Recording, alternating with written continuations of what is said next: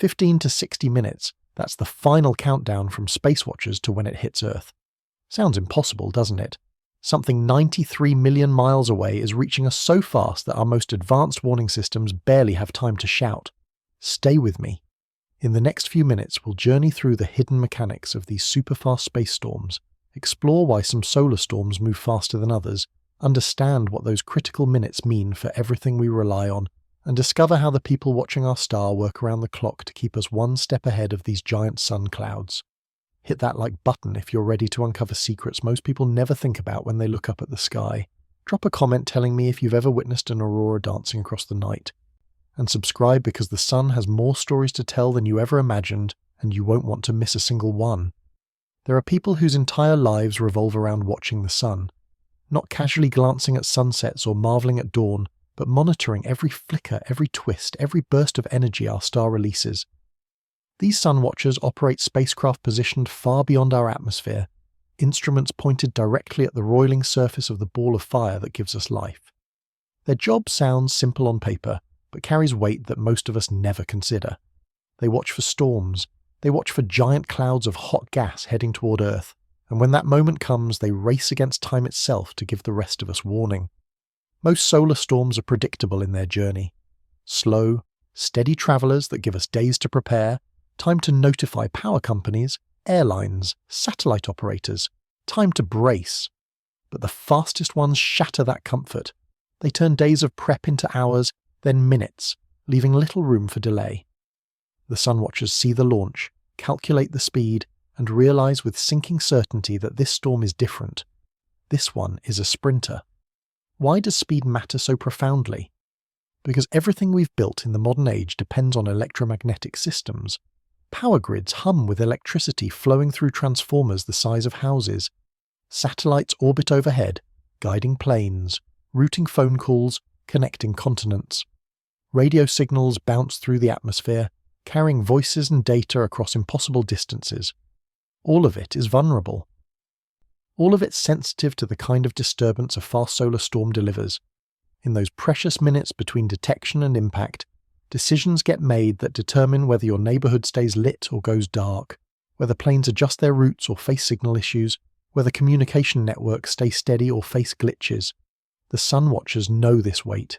They carry it every shift, every day, every moment their instruments scan the solar surface. When they spot a fast mover, protocols kick in immediately. Alerts go out to agencies across the globe. Power grid operators receive the call. Aviation authorities get the warning. Military and civilian satellite controllers scramble to protective modes. It's a symphony of rapid response choreographed over decades of learning what happens when we don't move fast enough. But here's what keeps you hooked to this story. The fastest solar storms aren't common. They're rare enough that each one becomes a case study, a learning moment, a reminder that our star can surprise us. When they do occur, they reveal just how little buffer exists between cosmic event and earthly consequence. 15 minutes sounds like enough time to do something, anything. But think about your own life. What can you truly accomplish in 15 minutes when the stakes are protecting infrastructure that serves millions? It's enough time to make calls, flip switches, reroute systems, but barely enough to explain to someone unfamiliar with the danger what's about to happen and why it matters. The fastest recorded storms have covered the distance from Sun to Earth in less time than it takes to watch a sitcom episode. That speed comes from extraordinary conditions at the solar surface, moments when magnetic forces that have been building for days or weeks suddenly snap and release energy equivalent to billions of nuclear explosions. The resulting cloud of charged particles doesn't drift, it rockets, and when it rockets, the usual timeline collapses. Think about the chain of events. The sun's surface erupts. Instruments on spacecraft detect the burst within seconds. Data streams back to Earth at the speed of light. Scientists analyze the trajectory, speed, and intensity. Warnings go out through official channels. Each step happens fast, but each step takes time. By the time the last warning reaches the last operator at the last power station or airport, that 15-minute window has already been ticking for several minutes. What remains is action time. Pure and simple, no room for debate, no luxury of second opinions. Just training and trust that everyone in the chain does their part. Most people will never know how close they came to disruption. The lights stay on, the phone works, the plane lands safely. Behind the scenes, though, the The sun watchers and their partners in protection exhale with relief, knowing they caught another fast one just in time. But the question always remains, hanging in the air like static before a storm. What if the next one is faster? What if 15 minutes becomes 10 or 5? Hat, if the sun sends an even bigger blast than we've seen before, a burst so violent and swift that even our best systems can't keep pace? These aren't idle worries. They're grounded in the reality that the sun is not a static, predictable lamp in the sky. It's a dynamic, evolving engine of fusion and magnetic chaos. It has moods, it has cycles, it has surprises. The sun watchers study its past to predict its future, but prediction has limits. The sun has existed for billions of years and will continue long after humanity is gone. We've only been watching it seriously for a handful of decades. In cosmic terms, we're still learning its language, still catching up to its rhythms. So when you hear that the fastest solar storms give us only 15 minutes, understand that those minutes represent the cutting edge of human preparedness, meeting the raw power of nature. It's humanity at its most coordinated and vulnerable, all at once. It's science and speed and stakes higher than most of us consider when we flip a light switch or send a text message. And it's happening more often than you think. Because right now, the sun is waking up. Every solar cycle, roughly 11 years, the sun moves from quiet to active and back again. We're climbing toward the peak of the current cycle, which means more sunspots, more eruptions, more storms. Some fast, some slow, all worthy of attention. The sun watchers see the uptick. They prepare for busier days ahead, and somewhere in that approaching peak, another fast storm will launch, and the countdown will begin again. 15 minutes, maybe less, maybe just enough. The next part of this story takes you deeper into what actually happens up there on the solar surface, what creates these violent outbursts, and why some clouds race while others crawl. The clouds that the sun hurls toward us aren't made of water vapor or ice crystals. They're plasma, a state of matter so hot that electrons rip free from atoms, creating a soup of charged particles that responds to magnetic forces like iron filings near a magnet. When the sun ejects one of these plasma clouds, the event carries a name that sounds clinical, but represents something primal: coronal mass ejection. You'll see it shortened to CME in scientific papers and news reports, but the shorthand doesn't capture the scale. Imagine a bubble of superheated gas larger than Earth, sometimes larger than Jupiter, tearing free from the sun's outer atmosphere and barreling into space. That's what we're dealing with. The sun's surface isn't solid. It's a roiling, bubbling ocean of plasma constantly in motion, driven by the nuclear furnace at its core where hydrogen fuses into helium and releases the energy that lights our days. This energy doesn't just radiate outward as light and heat. It creates magnetic fields, vast loops and tangles of invisible force that thread through the solar atmosphere. These magnetic structures hold plasma in place, sometimes for days or weeks, building tension like a rubber band twisted tighter and tighter. Eventually something gives. The field lines snap, reconnect, or collapse, and the stored energy releases all at once. The plasma held in those magnetic cages suddenly finds itself free, and the explosion that follows sends it flying. Not every eruption aims at Earth. The sun spins and we orbit, so most CMEs shoot off into space in directions that miss us entirely. The ones that matter, the ones that make sun watchers sit up straight and reach for their alert systems, are the ones launched when Earth happens to be in the line of fire, pure geometry and timing. If the eruption occurs on the side of the sun facing us, we're in the path. If it happens on the far side, we're safe. The sun doesn't aim, it simply erupts, and we either get lucky or we don't. What makes one CME faster than another comes down to the forces at play during the eruption. A slow CME might result from a relatively gentle release of tension, the magnetic field unravelling gradually, allowing plasma to ooze outward at a few hundred kilometers per second. Still fast by human standards, but in solar terms, a leisurely drift. These slow movers give sun watchers plenty of warning, days even, time to study the cloud as it travels, refine predictions about when and where it will hit, coordinate responses calmly and methodically. Then you have the fast ones. These come from catastrophic releases, moments when the magnetic tension doesn't unravel but shatters. The energy dumped into the plasma in those first seconds accelerates it to speeds that defy easy comprehension. Instead of hundreds of kilometers per second, you're looking at thousands. The cloud doesn't drift, it surges. It plows through the ambient solar wind like a shockwave, compressing the space ahead of it, creating a bow wave of turbulence that arrives even before the main mass, and because it moves so fast, the time between launch and impact shrinks drastically. Imagine two cars leaving the same city, heading for the same destination. One drives the speed limit, obeying every traffic law, stopping for fuel and rest. The other drives flat out, ignoring everything but forward momentum. The second car arrives vastly sooner, and that's the difference between a slow CME and a fast one. The sun watchers can see both leaving the sun, but the fast one closes the gap before they've had time to fully prepare everyone in its path. The power behind these eruptions is staggering. A single CME can carry the mass of billions of tons of plasma. The energy released in the moments of eruption can equal billions of hydrogen bombs detonating simultaneously. And yet from Earth, if you happen to be watching the sun through a properly filtered telescope at the exact moment of eruption, you might see nothing more than a bright flare of light, a brief intensification in one region that fades within minutes. The violence is hidden behind distance and scale. Only the instruments in space, watching in wavelengths of light our eyes can't perceive, reveal the full drama. These instruments don't just watch for the eruption itself. They track the resulting cloud as it expands and races outward. They measure its speed, density, magnetic structure.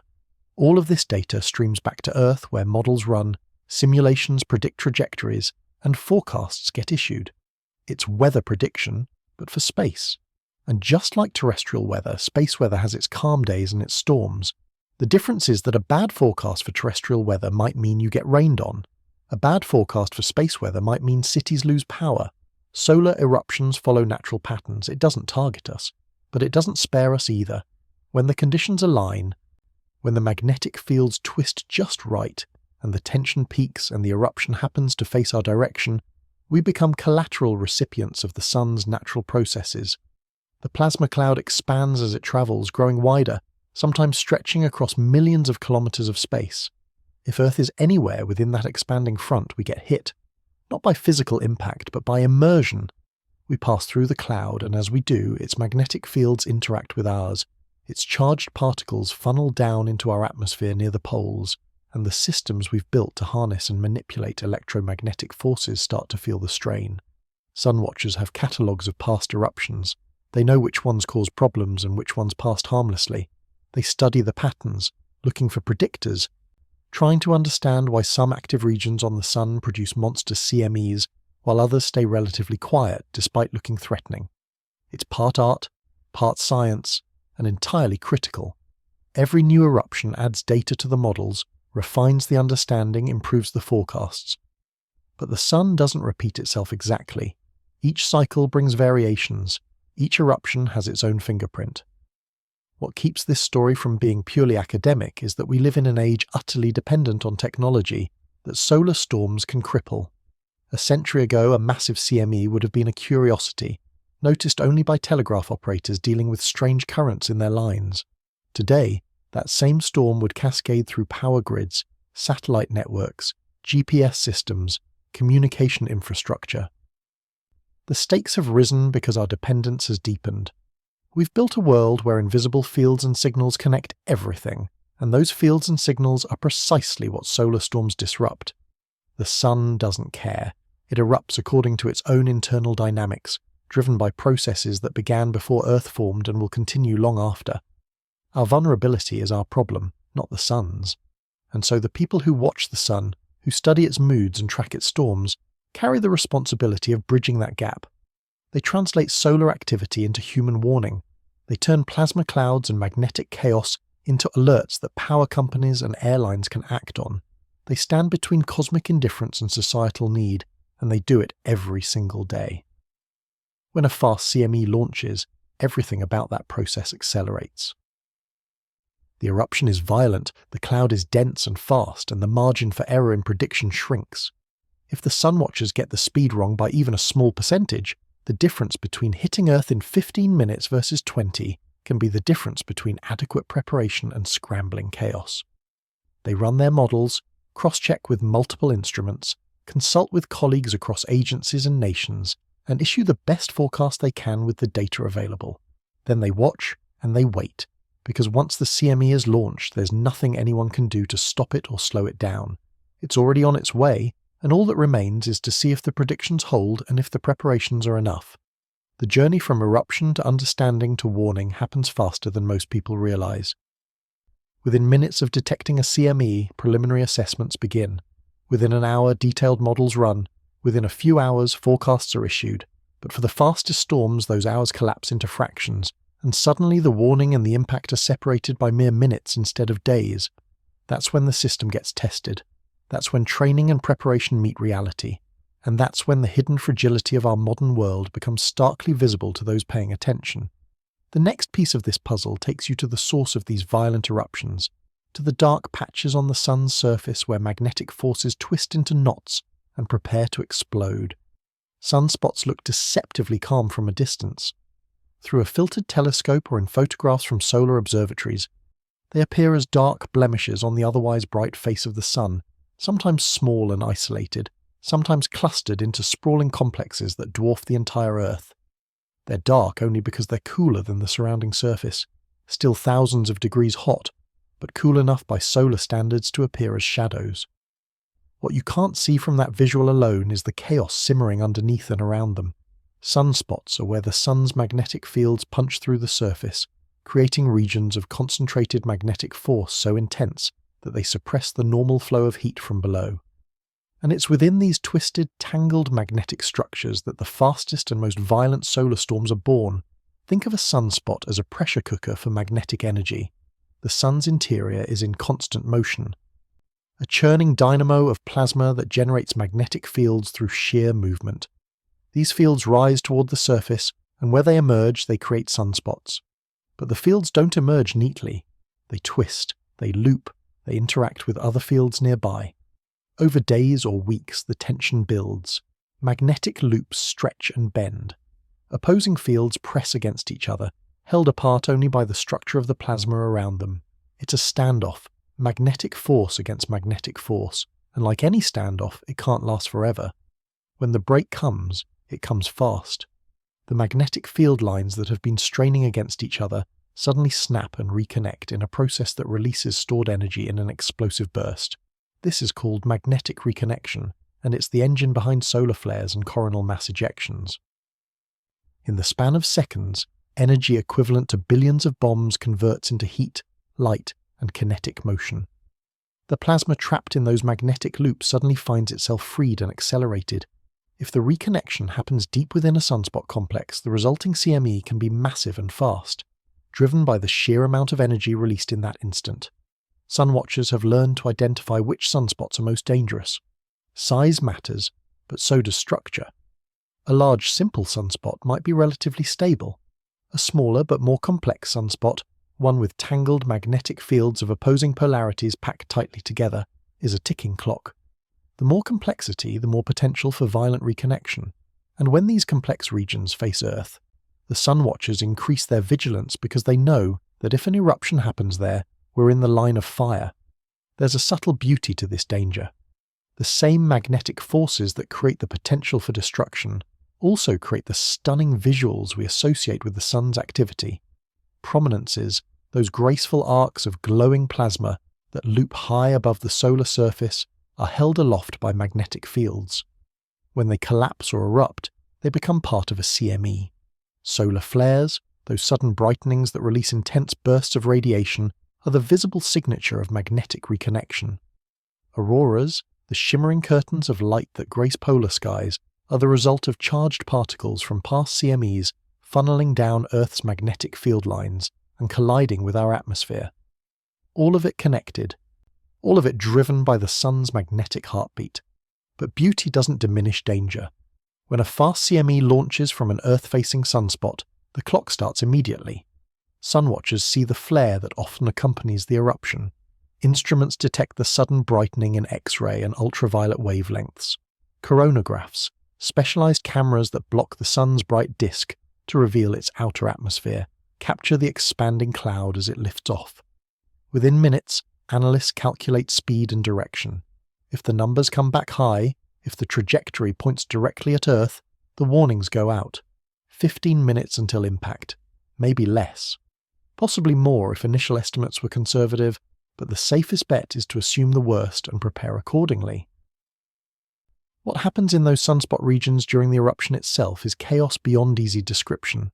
Plasma heats to millions of degrees, shock waves ripple outward through the solar atmosphere, magnetic field lines whip and twist as they reconfigure into lower energy states.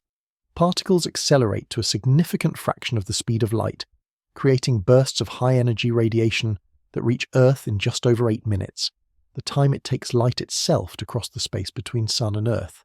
These particles don't cause the same widespread disruption as the CME, but they're a harbinger. If you detect a solar flare from an Earth-facing sunspot, you know a CME might be following, and if conditions are right, that CME will be one of the fast ones. Predicting exactly when a sunspot will erupt remains beyond our current abilities. We can identify high-risk regions, monitor them continuously, and note when conditions seem ripe for an event, but pinpointing the exact moment of eruption is still out of reach. The Sun keeps its secrets in that regard. Magnetic fields beneath the surface, hidden from direct observation, evolve in ways we can only infer. By the time we see the consequences, the eruption is already underway. This is why the warning time for fast CMEs can't be extended much further back than the eruption itself. We can't predict the snap before it happens, we can only react once it does. And react we must, because the consequences of missing a fast CME are measured in damaged transformers, disrupted satellites, and potentially widespread power outages. The systems we've built to protect infrastructure depend entirely on receiving that warning in time to act. Transformers at power substations can be disconnected temporarily to prevent the induced currents from a geomagnetic storm from overwhelming them. Satellites can be placed into safe modes where sensitive electronics are powered down. Airlines can reroute planes away from polar routes where radiation exposure increases during solar storms. But all of these protective measures require time, even if only minutes, and that time comes entirely from the sun watchers catching the eruption as it happens and getting the word out faster than the storm itself travels. The twisted spots on the sun's face aren't permanent. Sunspots form, evolve, and fade over days or weeks as the magnetic fields that create them shift and dissipate. During solar maximum, the peak of the 11-year cycle, the sun can be covered with multiple sunspot groups simultaneously, each one a potential source of eruptions. During solar minimum, the sun's face can be spotless for weeks at a time, calm and quiet. We're moving toward maximum now, which means the sun's face is becoming more active, more spotted, more dangerous in its potential. Every new sunspot group that appears gets catalogued, monitored, analysed for its magnetic complexity and its position relative to Earth. Some of the most memorable solar storms in recent history came from particularly aggressive sunspot groups, regions that produced multiple powerful eruptions over the course of days or weeks as they rotated across the visible face of the sun. Sun watchers remember these regions, study them in hindsight, and use them as benchmarks for what to expect from similar configurations in the future. But the sun doesn't repeat itself exactly. Each cycle, each rotation, each sunspot group brings its own behaviour. The models improve, the understanding deepens, but certainty remains elusive. What this means for you, sitting comfortably far from the solar surface, is that the 15-minute warning for the fastest storms is both a triumph of human ingenuity and a stark reminder of our limits. We've developed the technology to see these eruptions as they happen, to measure their speed and trajectory, and to warn those who need to act.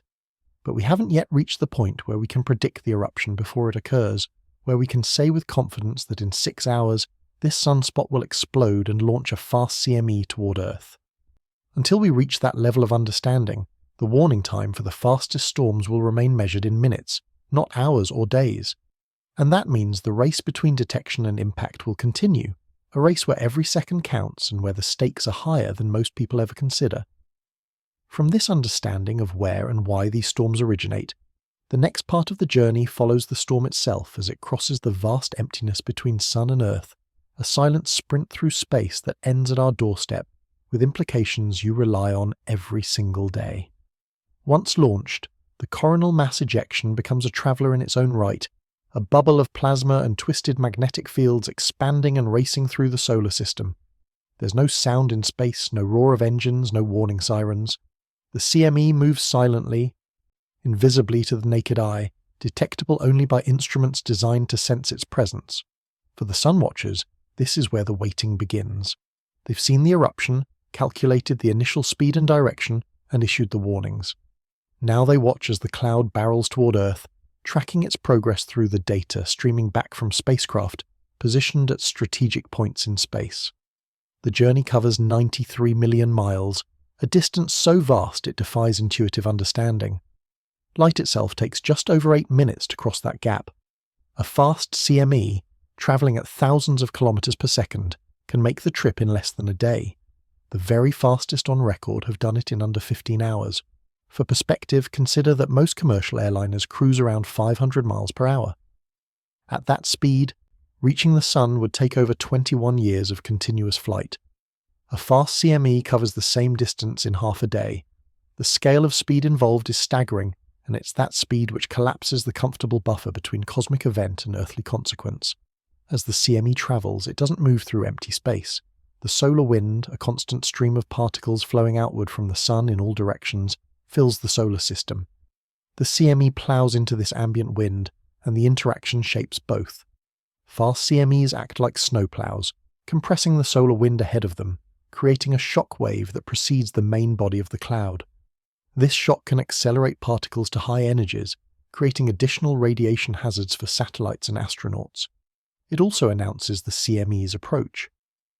Instruments detect the shock's arrival before the bulk of the cloud reaches Earth, but by then, there's no time left for warnings. The shock and the cloud are separated by minutes at most. Sun watchers rely on spacecraft positioned far upstream from Earth to give them the earliest possible view of an incoming CME. These spacecraft sit at a gravitational balance point between the Sun and Earth, roughly 1 million miles sunward of our planet, where they can observe solar eruptions without Earth blocking the view, and where they can catch the CME in transit, measuring its speed, density, and magnetic structure as it passes by. This data refines the predictions. An eruption might look fast based on observations near the Sun, but conditions in interplanetary space can slow it down or speed it up. Only by measuring the CME directly as it travels can forecasters know for certain when it will arrive and how intense its effects might be. For a slow CME, this monitoring provides days of lead time. Observations near the Sun give the initial alert, and observations from the upstream spacecraft provide updates and refinements as the cloud approaches. But for a fast CME, the timeline compresses brutally. The cloud reaches the upstream spacecraft so quickly that the data barely has time to be analysed before the CME is already bearing down on Earth. This is where the 15-minute warning comes into play. The time between the CME passing those upstream monitors and slamming into Earth's magnetic field can be as short as 15 minutes for the absolute fastest storms. That's the entire window, detection to impact. The data comes in. The analysis happens almost in real time. The warnings flash out through official channels, and then it's here. Think about what's happening behind the scenes during those 15 minutes. Analysts at space weather centers are processing incoming data, running models to predict the impact severity, drafting alerts with specific guidance for different sectors. Power grid operators receive the alert and begin implementing protective protocols, possibly disconnecting vulnerable transformers or adjusting loads to minimize risk. Satellite operators receive the warning and start putting spacecraft into safe modes, orienting solar panels to minimize exposure, powering down non-essential systems. Airlines get the word and check their routes, particularly polar flights where increased radiation during a solar storm can pose risks to passengers and crew.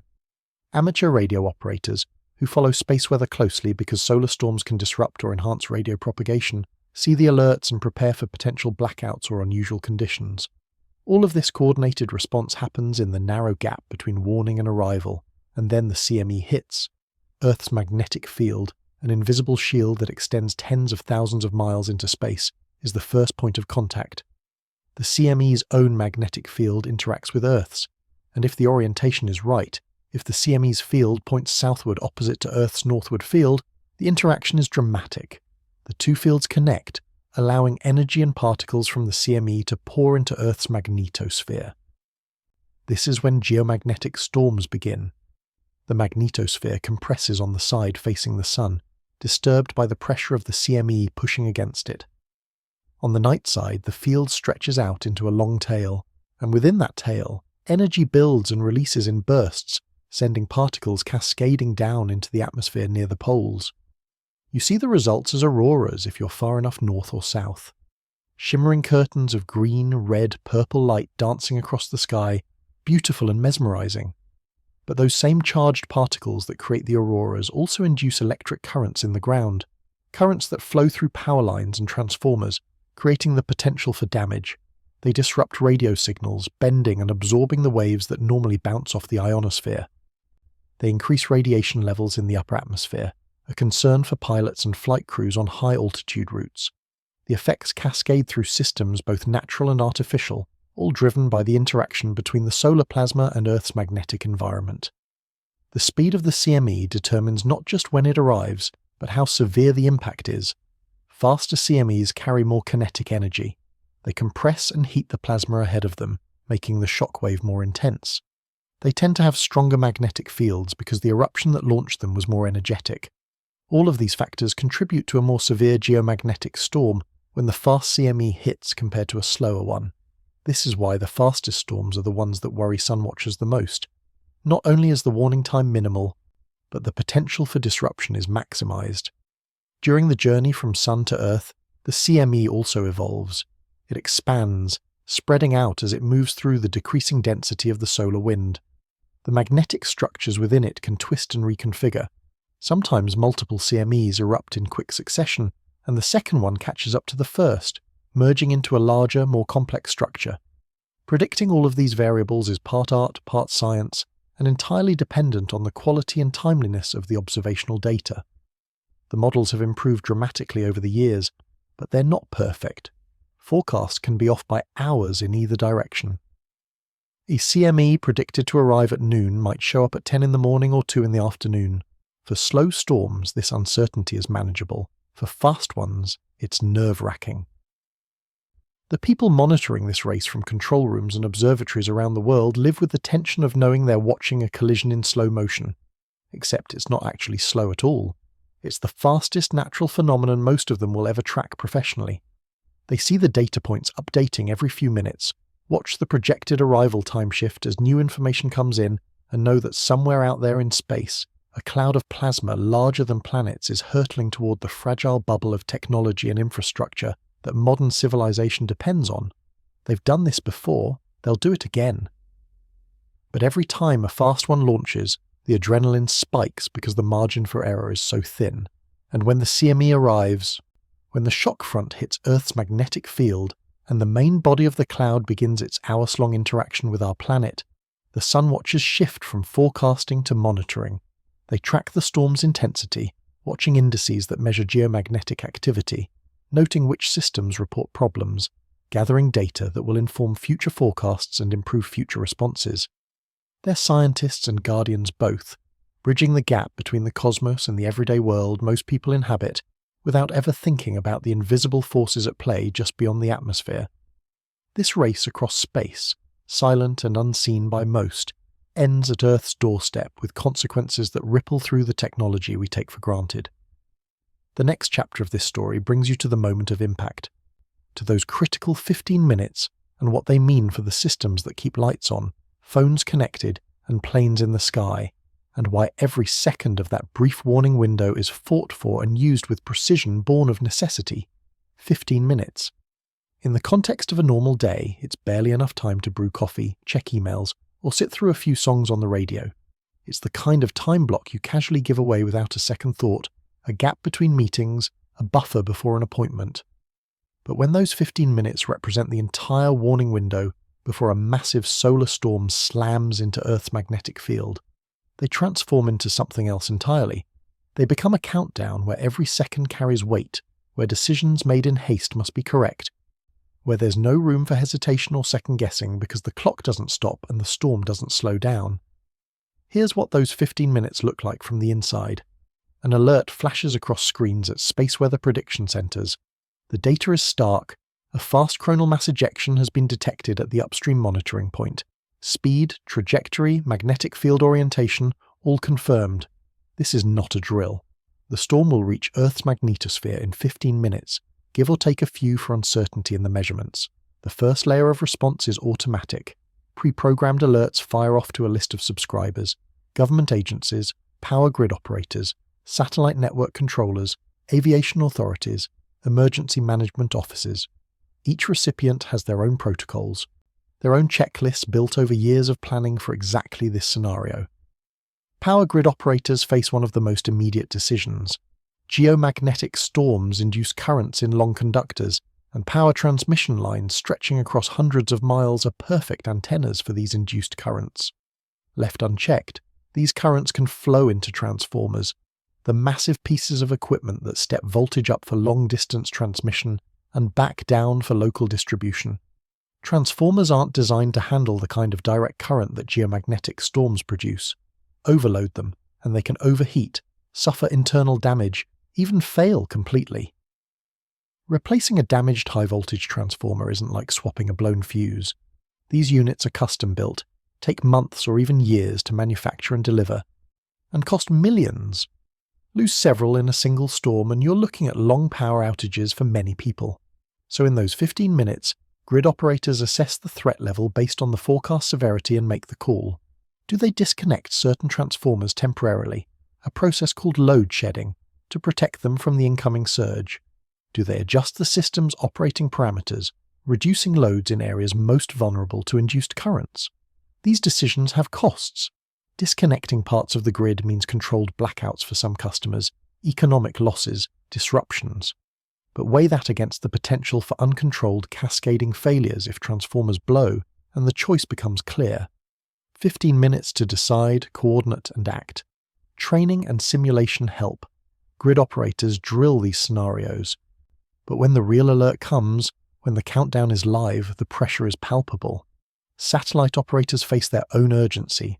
Satellites are outside Earth's protective atmosphere, exposed directly to the charged particles and radiation that accompany geomagnetic storms. Solar panels can degrade from repeated radiation exposure. Electronics can suffer upsets, temporary glitches where a charged particle flips a bit in memory, causing software errors or system resets. In extreme cases, satellites can be permanently damaged. Modern satellites have protective measures built in, radiation-hardened components, redundant systems, software designed to detect and correct errors. But these measures work best when the satellite is prepared for the storm. Operators can put satellites into safe mode, orienting them to minimize exposure, shutting down non-critical systems to reduce power draw and vulnerability. They need time to send commands, wait for acknowledgement, verify the satellite has entered the protective configuration. 15 minutes is just barely enough if everything goes smoothly. No time for troubleshooting if a command fails or a satellite doesn't respond as expected. Aviation is another critical sector. Pilots and air traffic controllers rely on radio communication, GPS navigation, and various electronic systems to operate safely. Geomagnetic storms can disrupt all of these. High-frequency radio, used for long-distance communication, especially over oceans and polar regions, can become unreliable or completely unusable as the ionosphere becomes disturbed and absorbs the signals. GPS accuracy can degrade as signals pass through disturbed regions of the ionosphere, introducing errors that can affect navigation. For polar routes, there's the added concern of increased radiation exposure at high altitudes during a solar storm, a health risk for frequent flyers and crew. Airlines maintain alternate communication methods and navigation systems for backup, but switching to these backups mid-flight isn't ideal. Given 15 minutes of warning, flight operations centers can issue guidance to pilots, adjust routes to avoid the most affected areas, prepare for communication disruptions. It's a scramble, but a practiced one. Beyond the big infrastructure players, there are smaller but still important users of the warning. Scientific research stations, particularly those in polar regions where geomagnetic storm effects are strongest, receive the alerts and secure, sensitive equipment. Ham radio operators, a community of hobbyists and emergency communicators, monitor space weather closely because solar storms can either enable long-distance communication through unusual propagation or completely kill it with ionospheric disturbances. They use the warnings to adjust their expectations and plans. Even Aurora photographers and enthusiasts rely on these forecasts, though for them the storm's arrival is a gift rather than a threat, a chance to capture the glowing sky at its most dramatic. What makes the 15-minute warning so critical is that it represents the absolute minimum time needed for these various sectors to take protective action. Any shorter, and the responses become incomplete. Grid operators wouldn't have time to coordinate across multiple control centers. Satellite operators couldn't reliably send and confirm protective commands. Flight operations couldn't update pilots and adjust routes. The system is tuned to operate within this narrow window, and it works because the people involved train for speed, and because the communication infrastructure to deliver warnings is robust and redundant. But it's a fragile efficiency.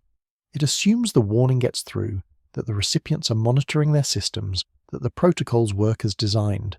Most of the time these assumptions hold, but not always. There have been cases in the past where warnings were issued but not acted upon quickly enough, either because the severity was underestimated or because communication broke down.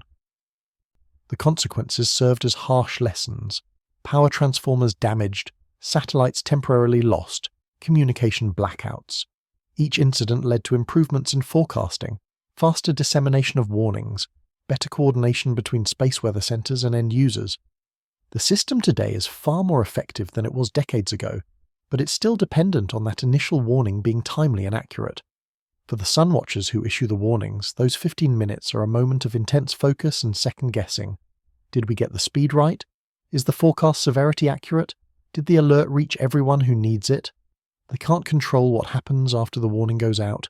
They can only provide the best information possible with the data available, and trust that the people on the receiving end do their jobs. It's a partnership across disciplines and organizations, held together by shared understanding of the stakes, and then the storm arrives. The moment the CME's leading edge makes contact with Earth's magnetosphere, the effects begin. Instruments onboard satellites near Earth detect the sudden shift in magnetic field strength and particle density. Ground-based magnetometers around the world start registering disturbances as geomagnetic activity ramps up. Auroras bloom at high latitudes, sometimes visible much farther from the poles than usual if the storm is strong enough. Power grids report induced currents flowing through their systems, manageable if the protective measures were implemented, potentially damaging if they weren't. Satellite operators monitor their fleets, watching for anomalies, ready to troubleshoot. Radio communicators switch to backup systems or wait out the disturbances. For most people, even those directly affected by the storm's consequences, the 15-minute warning is invisible. They might notice their lights flicker briefly, their GPS acting strangely, a phone call dropping unexpectedly. If the grid operators did their job, the lights come back on within seconds. If satellite operators protected their assets, service resumes without major interruption, the seamless continuation of normal life in the face of a cosmic onslaught is a testament to the warning system working exactly as designed. No headlines, no panic, just quiet competence in the background keeping civilization running. But every now and then, a storm is strong enough that even with warnings, some effects slip through. Transformers in vulnerable areas sustain damage. A satellite suffers a critical upset and loses functionality. A region experiences a temporary blackout lasting hours while repairs are made. These events make the news, and suddenly people become aware, however briefly, that something happened up there in space that affected down here on the ground. The sun watchers and their partners face scrutiny. Could the warning have been better? Could the response have been faster? The reviews and analyses follow, lessons are extracted, systems improve, and then the attention fades until the next big storm. Living with a 15-minute warning as the buffer between solar activity and earthly stability is a choice we've made as a technological civilization. We've built systems that depend on electromagnetic stability, knowing full well that the sun can disrupt that stability with little notice. We accept the risk because the benefits of those systems, the connectivity, the power, the navigation, are too valuable to give up. So we invest in monitoring, in forecasting, in rapid response, and we live with the knowledge that our margin for error is measured in minutes. It's a high-wire act, performed continuously, mostly successfully, but never without the awareness that a fall is possible. From this understanding of what happens in those critical minutes, the next part of the story looks at what's being done to protect against these storms, the technologies and strategies that turn the warning into effective defense, and how the people tasked with keeping the lights on have become experts in a form of crisis management most of us never see. When the warning lands, the choreography of protection begins. It's not chaotic, it's not panicked, it's methodical, practiced, a series of steps refined through drills and real-world experience. The people on the receiving end of those 50-minute alerts are professionals who've trained for this exact moment, and their responses are a blend of technology, protocol, and human judgment, all working in concert to minimize harm and maintain stability in systems most of us take completely for granted. Power grid protection is perhaps the most complex and consequential response. Modern electrical grids are vast, interconnected networks spanning states or entire countries, with thousands of miles of transmission lines and countless transformers, substations, and control points. Managing this under normal conditions is already a monumental task. Managing it during a geomagnetic storm requires an additional layer of real-time decision-making. Grid operators use models that predict how induced currents will flow based on the storm's characteristics and the grid's physical layout. Different regions of a grid are more or less vulnerable depending on factors like ground conductivity, how the transmission lines are oriented relative to the geomagnetic disturbance, and the specific design of transformers in use. When the alert comes in, operators refer to these models and make targeted decisions. They might reduce the load on certain transmission lines, diverting power through alternate paths that are less susceptible to induced currents. They might temporarily disconnect specific transformers that the models flag as high risk, accepting localized outages to prevent widespread damage. In extreme cases, they might implement rolling blackouts, intentionally cutting power to sections of the grid in a controlled sequence to keep the overall system stable. None of these actions are taken lightly. Each one has economic and social costs, but each one is weighed against the alternative, uncontrolled failures that could leave entire regions without power for days, weeks, or longer while damaged equipment is replaced. The success of these protective measures depends heavily on the accuracy of the storm forecast. If the storm turns out to be weaker than predicted, the protective actions might have been unnecessary, leading to criticism for overreacting. If the storm is stronger than forecast, the measures might prove insufficient, resulting in damage despite the response. Striking the right balance is part science, part experience, and entirely high stakes. Grid operators lean on the expertise of space weather forecasters and trust the data, but ultimately they make the final call on how aggressively to protect their systems.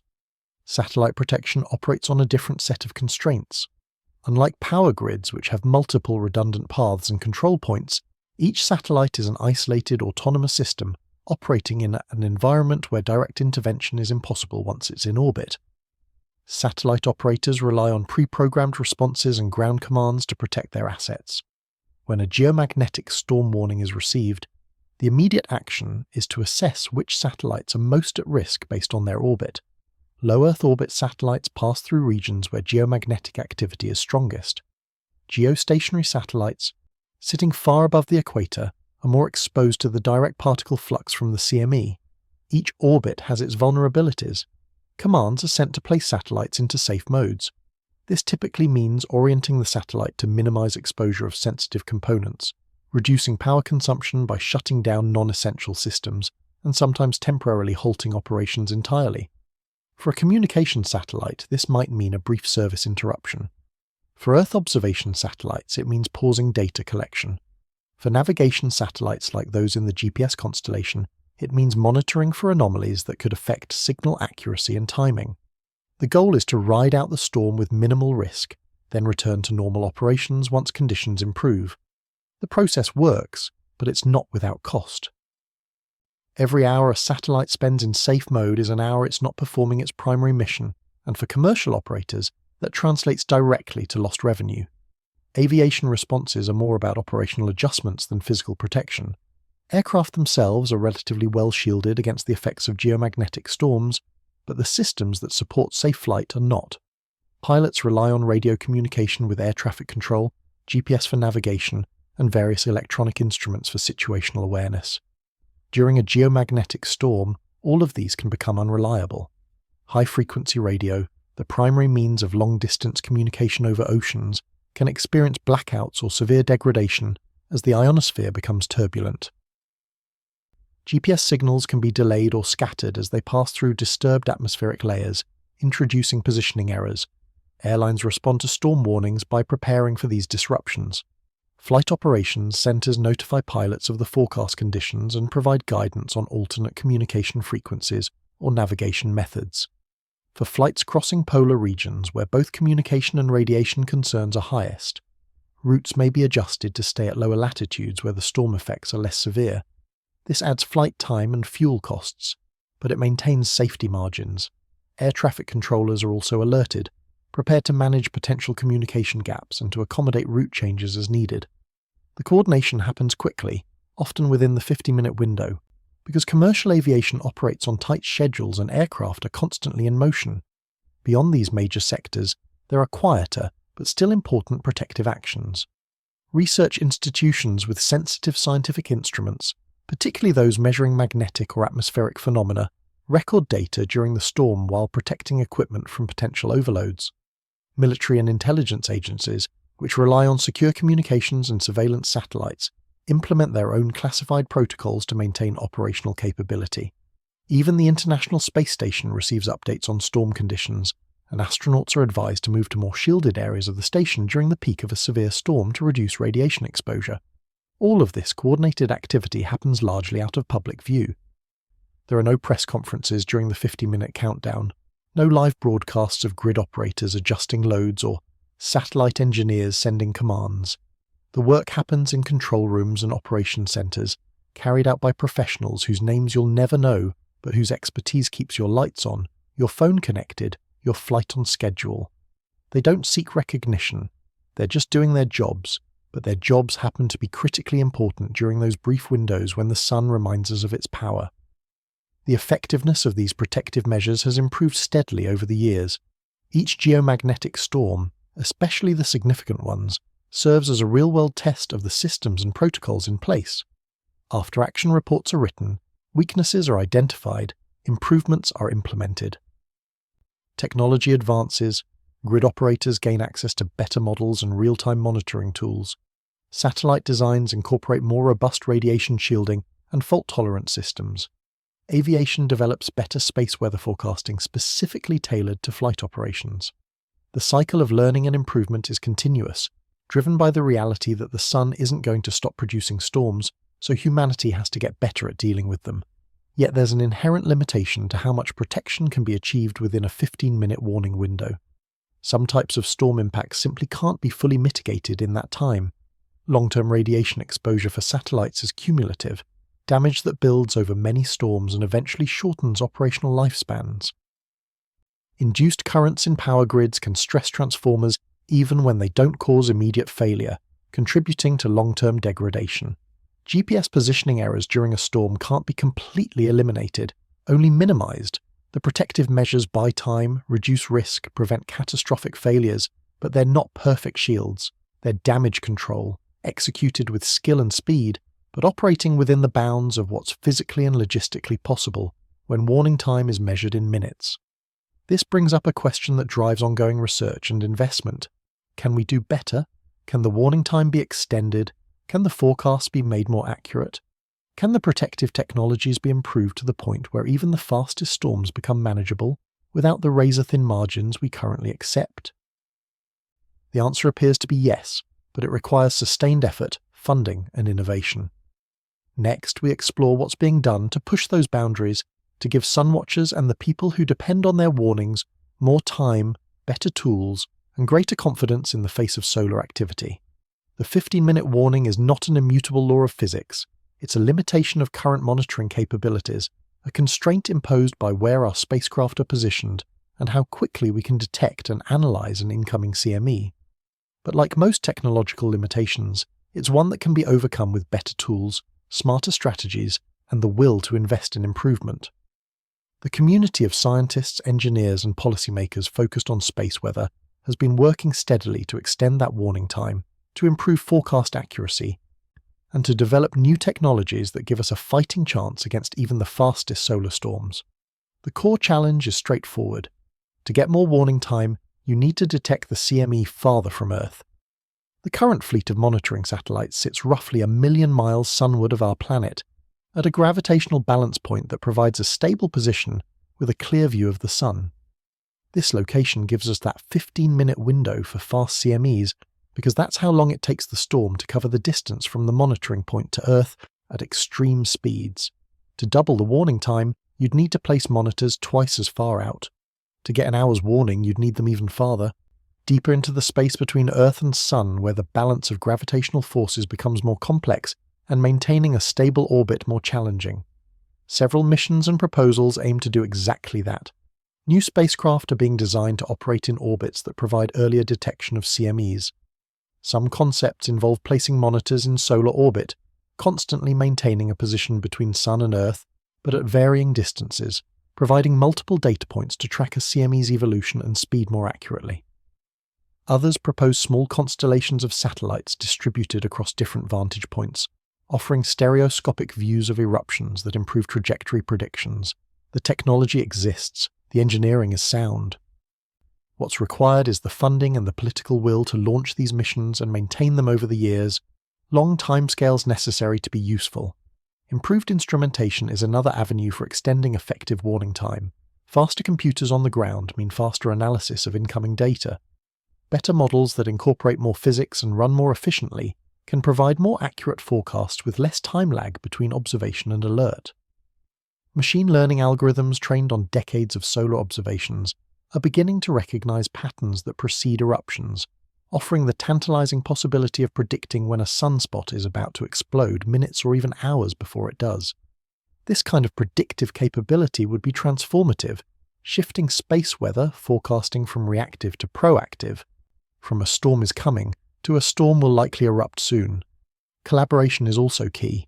Space weather doesn't respect national borders. A CME heading for Earth affects everyone on the planet with modern technology. International cooperation means shared data, shared costs, shared expertise. The United States, Europe, China, Japan, India, and other spacefaring nations all operate satellites that observe the Sun and near-Earth space. When data from all these sources is pooled and analysed collectively, the resulting forecasts are better than what any single nation could produce alone. Efforts to standardize data formats, share observations in real time, and coordinate on future missions are ongoing, driven by the recognition that this is a global problem requiring a global response. There's also work happening on the protection side, independent of warning time. If you can't get more time to prepare, make the systems themselves more resilient so they need less preparation time.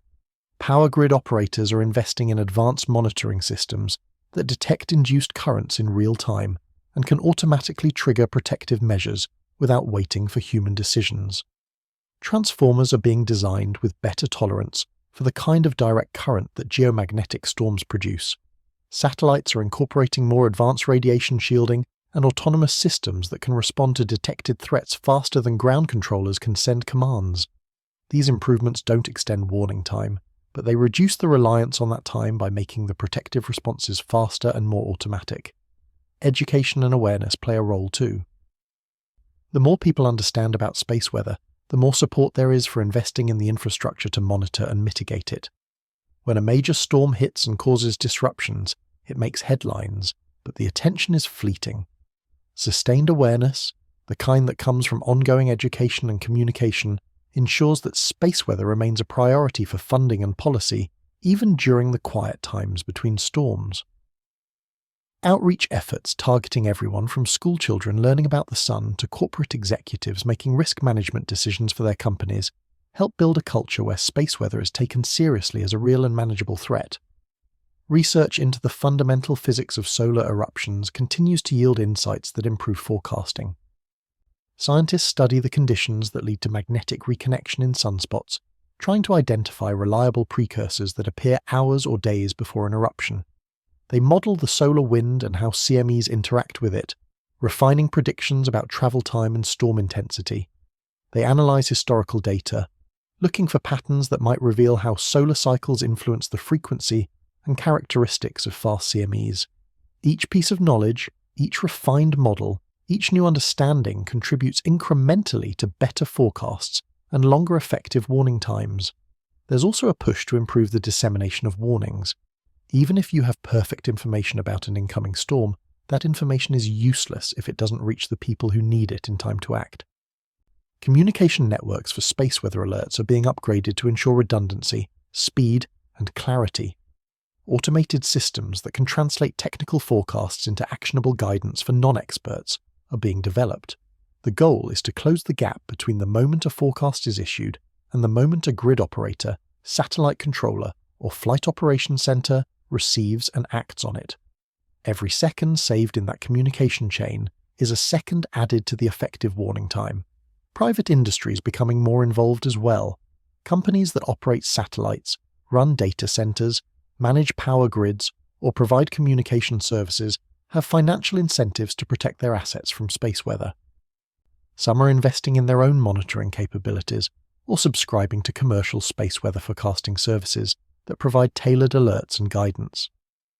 This private sector engagement brings resources and innovation that complement governmental efforts, accelerating the development of new tools and strategies. Despite all this progress, extending the warning time for the very fastest CMEs remains a difficult problem. These storms are rare, violent, and by their nature, challenging to predict far in advance. Even with perfect monitoring and forecasting, there's likely a physical limit to how much warning time can be achieved for a CME that travels at several thousand kilometers per second. But pushing that limit outward, even incrementally, saves lives, protects infrastructure, and reduces economic losses. The difference between 15 minutes and 30 minutes, or 30 minutes and an hour, is enormous in terms of what protective actions are possible.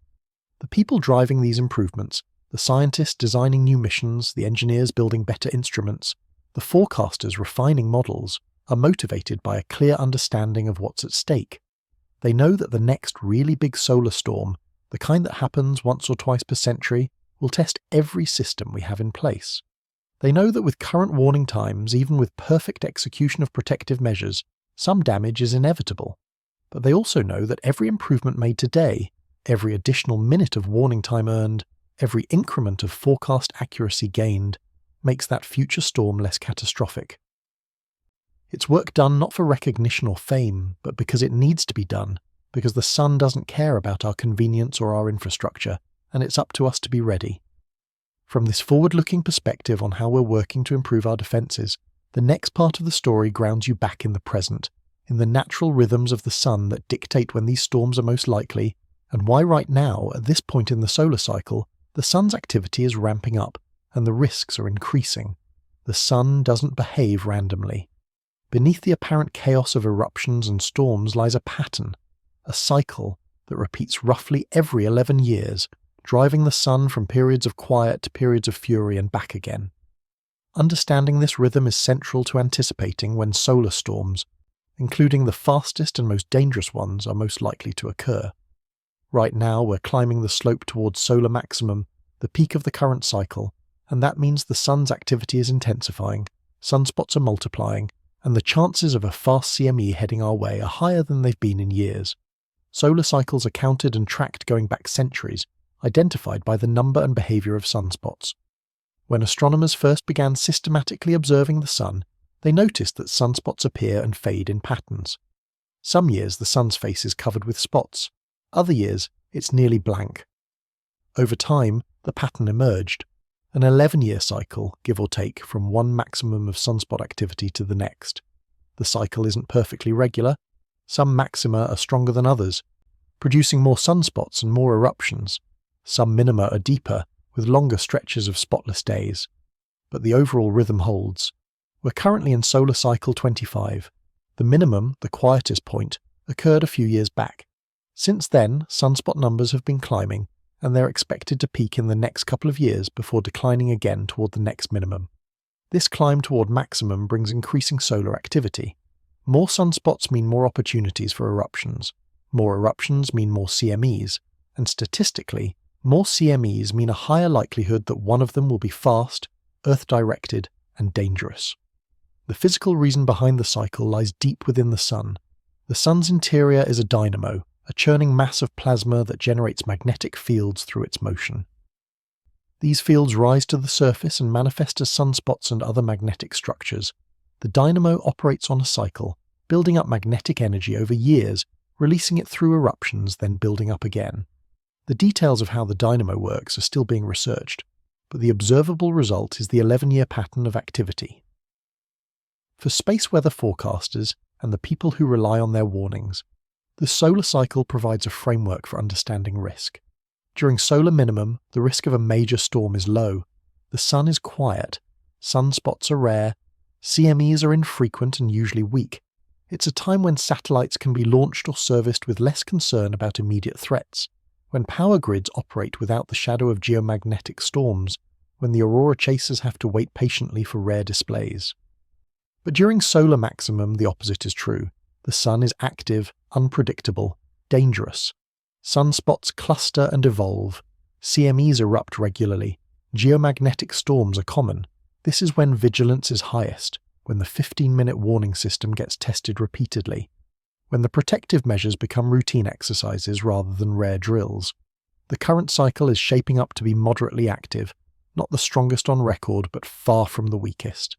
Early predictions suggested it might be relatively mild, but as the cycle has progressed, the sun has exceeded those initial forecasts, producing more sunspots and eruptions than expected. This has led forecasters to revise their predictions upward, anticipating a more vigorous maximum than originally thought. For those watching the sun, this is both expected and concerning. Expected because the sun has a history of surprising us with its variability. Concerning because a more active maximum means more opportunities for fast, dangerous CMEs. Auroras are the visible consequence of this increased activity that most people notice and celebrate. As the sun's activity ramps up, auroras become more frequent and visible at lower latitudes than usual. People who live far from the poles, in regions where auroras are normally rare or invisible, suddenly find themselves treated to displays of shimmering lights. Social media fills with photos and reports, aurora tourism booms, and for a moment, the sun's power becomes a source of wonder rather than worry. But those same conditions that create beautiful auroras are also creating the geomagnetic disturbances that stress power grids and satellites. It's two sides of the same coin. Sunspot groups that develop during this rise toward maximum are watched with particular intensity. Some become sprawling complexes, massive regions of twisted magnetic fields that persist for weeks as they rotate across the visible face of the sun. These are the regions most likely to produce powerful eruptions. Sun watchers catalogue them, assign them identification numbers, monitor their magnetic evolution, and issue forecasts about their likelihood of erupting. When a particularly complex group appears on the eastern limb of the sun, rotating into view, the space weather community takes note because that region will soon be facing Earth, and if it erupts while in that position, we're in the path. Historical records show that the most significant geomagnetic storms tend to occur during or near solar maximum. The largest storm on record, the Carrington event, occurred during a solar maximum in the mid-1800s. It produced auroras visible as far south as the Caribbean, set telegraph systems on fire, and would likely cause catastrophic damage if it happened today. Other major storms followed similar patterns, erupting from the sun when activity was high, when sunspots were numerous and complex. The pattern is clear. Solar maximum is when the risk is greatest, but solar cycles also offer a predictability that helps with long-term planning. Satellite operators can schedule missions and maintenance windows during solar minimum when the risk is lower. Power grid operators can time major upgrades and system tests to avoid the peak activity years. The cycle gives us a roadmap, imperfect and subject to revision, but better than no guidance at all. Knowing that we're heading into a couple of years of elevated risk allows for preparation, for increased vigilance, for ensuring that warning systems are tested and ready. The sun's rhythm also connects to longer-term patterns. Over multiple cycles, there are variations. Some decades see stronger cycles than others, some see weaker ones. These grand cycles, playing out over centuries, influence Earth's climate in subtle ways and contribute to the long-term evolution of the sun itself. But for space weather purposes, the focus is on the immediate cycle, the one we're in now, and the activity it brings over the next few years. For you, as someone living through this period of increasing solar activity, it means the chances of witnessing an aurora, if you live at mid-latitudes, are higher than they've been in years and will remain so for the next couple of years. It also means the infrastructure you depend on is facing a period of increased stress and testing. The lights might flicker more often, not because of local problems, but because of solar storms halfway across the solar system. Your GPS might act a little strange on certain days. Your satellite TV or internet might hiccup briefly. Most of the time, you won't notice anything at all because the systems designed to protect against these disruptions will work as intended.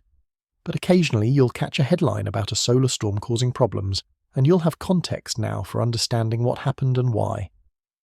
The sun's rhythm is a reminder that we live on a planet bathed in the light and warmth of a dynamic, powerful star. That star isn't a static backdrop. It's an active participant in the environment we inhabit, and its cycles of activity have real consequences for the technological civilization we've built. Respecting that power, monitoring it, preparing for it. These are not acts of paranoia but of prudence. The sun has always had its rhythms. We're just now learning to dance in time with them. And as the current cycle pushes toward its peak, the dance becomes more intricate, the stakes higher, the need for vigilance greater, leading to the final reflection on what it all means and how the sun watchers stand ready to keep us informed and protected as the cosmic rhythms play out above our heads. The sun watchers never sleep. Across multiple continents, in control rooms filled with monitors displaying real-time data from spacecraft and ground-based observatories, teams rotate through shifts around the clock, maintaining constant vigilance over the star that sustains us and occasionally threatens us. They are scientists, yes, but also guardians in a very real sense, standing watch at the boundary between the cosmos and the everyday world most of us occupy, without thinking about what's happening 93 million miles away.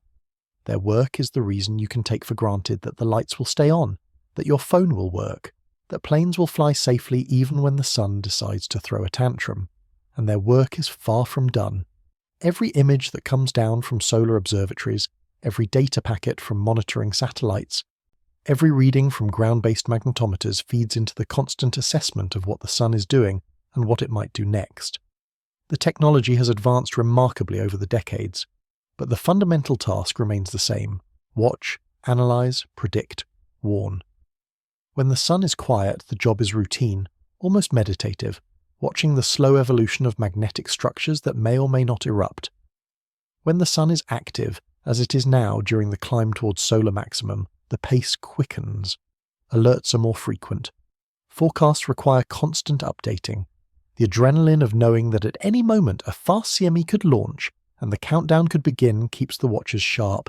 They've built a network, a web of communication and collaboration that spans agencies, nations, and disciplines. When the alert goes out, it reaches everyone who needs it almost instantly, the product of years of relationship building and protocol development.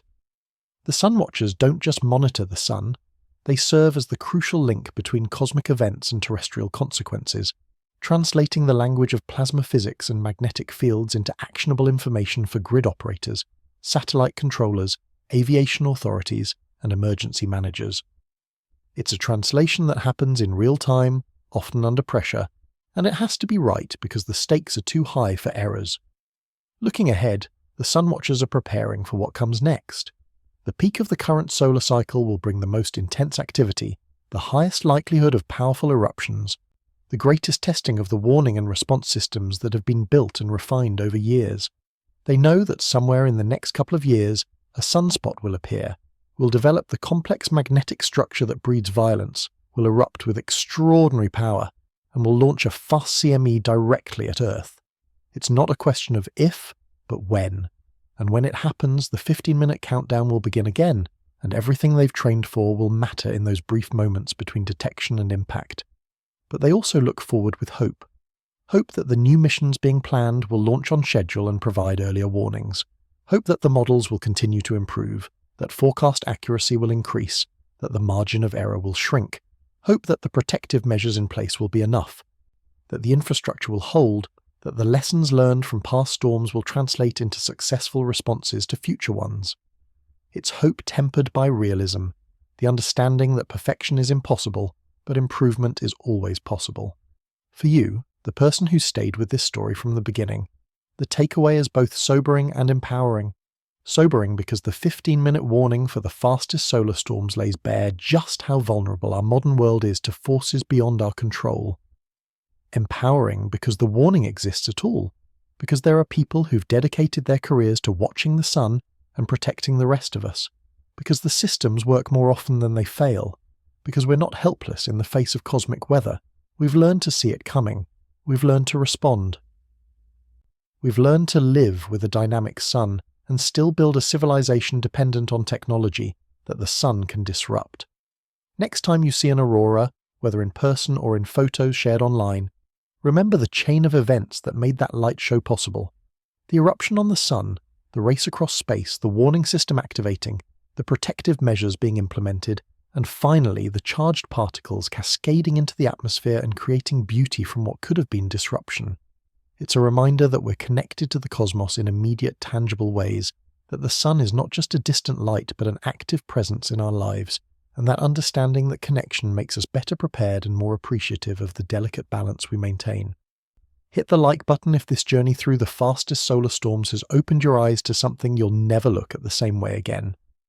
Drop a comment below sharing your favourite experience with the night sky, whether it's an aurora you've witnessed, a meteor shower that left you breathless, or just a moment when you looked up and felt connected to something vast and ancient. And subscribe, because the sun has more stories to tell, more secrets to reveal, and as we head towards solar maximum, the sky is only going to get more interesting. Keep looking up. The sun watchers are doing the same, every hour of every day, and their vigilance means you can go about your life with confidence that when the sun speaks loudest, someone is listening and ready to pass the message along. The fastest solar storms may give us only 15 minutes, but those 15 minutes, hard-won and carefully managed, are enough to make the difference between disruption and continuity, between vulnerability and resilience, between a civilization at the mercy of the cosmos and one that's learned to dance with the stars. The sun is watching, and so are we, always.